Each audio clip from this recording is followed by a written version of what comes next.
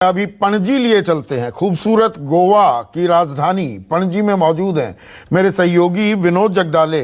और विनोद, गोवा की तो बिल्कुल ही बात नहीं हुई पिछले कुछ दिनों में, जबकि यहां का चुनाव सबसे दिलचस्प होता है और गोवा की राजनीति कोई समझ ले तो मैं उसे सलाम करना चाहूंगा।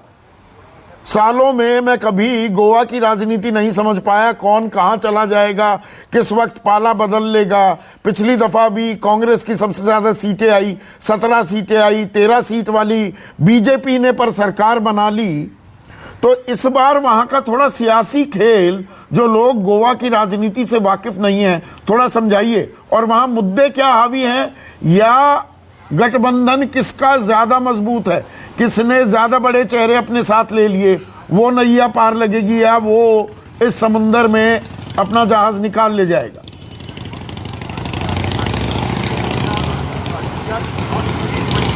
देखिए संदीप, आपने एक बात सही कही कि गोवा की राजनीति अब तक कोई समझ नहीं पाता है। मैं खास करके गोवा की एक बात आपको बताता हूँ। गोवा में 35% राजनीति ये पार्टी की निष्ठा पे डिपेंड होती है और 65% जो लोगों की निष्ठा होती है वो व्यक्ति विशेष पे होती है। हमेशा आपने देखा है कि पिछले भी चुनाव में आपने देखा होगा कि लोग तुरंत यहाँ पर पाला बदल देते हैं। लेकिन जहां तक लोगों से हमारी बात हुई है, लोगों से हम बात कर रहे हैं, लगता नहीं कि गोवा में इस बार किसी को क्लियर कट बहुमत यहाँ पर मिलेगा। ये नहीं हो सकता क्योंकि सभी पार्टियां यहाँ पर कूदी है। लेकिन व्यक्ति भी बात करूं तो मैं लड़ाई जो होगी वो कांग्रेस और भारतीय जनता पार्टी, इन दोनों के बीच ये लड़ाई यहां पर होने वाली है।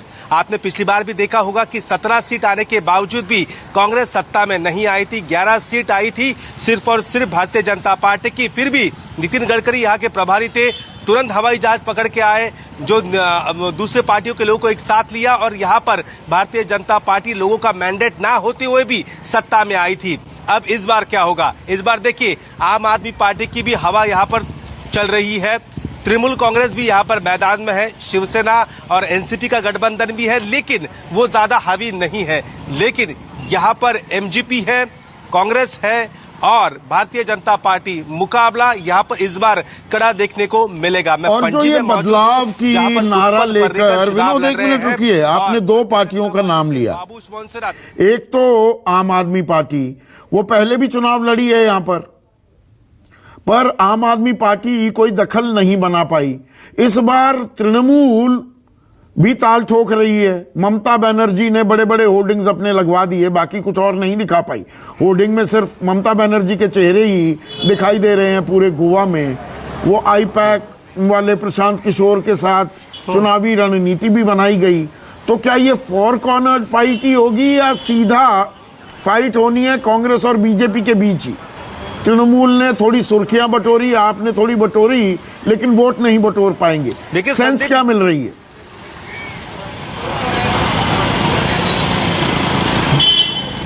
देखिए, लोगों से जो बात होती है, जो यहाँ का जो माहौल पता चल रहा है, उसमें साफ बात है कि तृणमूल ने इस बार हवा एकदम कह सकते हैं गर्म कर दी। लेकिन वोटों में कितनी तब्दील होगी उनकी हवा, ये कहना मुश्किल है। ज्यादा इम्पैक्ट वहां पर नहीं दिखाई पड़ रहा है।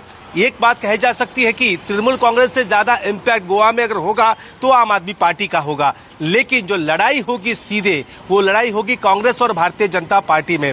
अब आम आदमी पार्टी के जो अमित पालेकर है, उनको वहां पर सीएम पद का कैंडिडेट घोषित किया है। आम आदमी पार्टी ने यह देखा है कि गोवा में सबसे ज्यादा भंडारी समाज है और 60% तक लगभग वोटर्स है वो भंडारी समाज से आते हैं। तो उनको वहां पर मौका दिया गया है और उन्होंने साफ तौर पे कहा कि अगर हमारा मुख्यमंत्री बनता है तो भंडारी समाज से होगा और उप मुख्यमंत्री होगा तो कैथलिक समाज से होगा। लेकिन इतने बड़े नंबर्स पहुंच पाना आम आदमी पार्टी के लिए मुश्किल लग रहा है।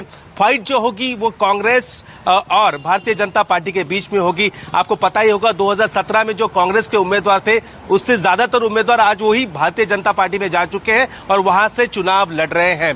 पणजी सीट है, गोवा वासी का थोड़ा मानस समझाइए। एक मिनट हमेशा एक मिनट विनोद, एक मिनट, मुझे थोड़ा गोवा के वोटर के मन में क्या होता है, एक खीज, एक परेशानी भी है क्या गोवा के वोटर में कि अरे भाई किसको वोट डालें, वोट डालते हैं किसी को, वो दूसरी पार्टी का हो जाता है।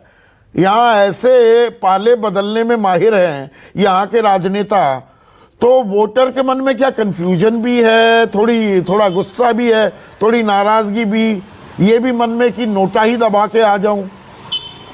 गोवा का वोटर क्या कह रहा है जो आपने वहां पे लोगों से बात की?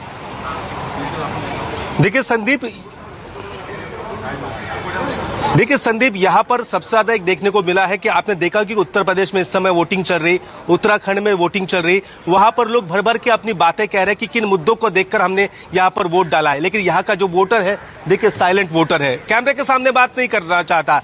लेकिन जब हम उनसे ऑफ द रिकॉर्ड बात करते तो उनका ये कहना है कि हमने जो प्रचार के आखिरी दिन ही ठान लिया है कि किसको वोट देना है। गोवा की जनता भी यहाँ पर परेशान दिखती है कि जिन नुमाइंदों को हम जीतकर विधानसभा भेज देते हैं वो महज कुछ पैसे के लिए या फिर मंत्री पद के लिए एक पार्टी को छोड़कर दूसरी पार्टी में चली जाती है। तो ये कहीं उस पर रोक लगनी जरूरी है। और यहाँ पर एक बात तो है, एंटी इनकम्बेंसी फैक्टर ये जोरों पर है। पिछले 10 साल से भारतीय जनता पार्टी का यहाँ पर राज रहा है, तो एंटी इनकम्बेंसी फैक्टर भी जोरों में है। लोगों के दिलों में कोई पसोपेश नहीं, या किसको वोट डाले या नोटा दबाए, लोगों ने ठान लिया है, लोग वोट डालने के आएंगे। ये देखिए बुजुर्ग लोग यहाँ पर बड़े पैमाने पर वोट डालने के लिए पहुंच चुके हैं। ये यहाँ पर जाएंगे और 40 विधानसभा सीटों की किस्मत का फैसला यहाँ पर होने वाला है।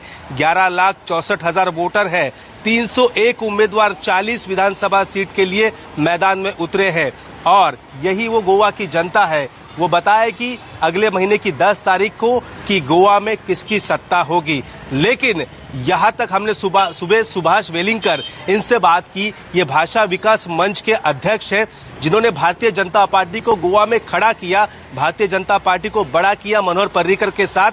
फिलहाल वो उस पार्टी में नहीं है, लेकिन उनका ये कहना है कि यहाँ पर जो सत्तारूढ़ पार्टी है उससे बड़ा झटका यहाँ पर बैठने वाला है, जरूर बैठेगा। और जो अन्य पार्टियां हैं वो भी कुछ सीटें मिलेंगी, लेकिन हंग असेंबली के आसार गोवा में ज्यादा ही बताए जा रहे हैं। देखिए तो फिर वही लटक झटक काम होने वाला है और पाले बदलने का खेल क्या होगा। खैर 10 मार्च इस बात की गवाही देगी। नमस्कार, मैं हूं मानक गुप्ता। अगर आपको हमारा ये वीडियो पसंद आया हो तो इसे लाइक और शेयर जरूर करें, और हां, हमें सब्सक्राइब और फॉलो करना ना भूलें ताकि आप देश और दुनिया की कोई खबर मिस ना करें। तो जुड़े रहिए हमारे साथ और देखते रहिए न्यूज़ 24।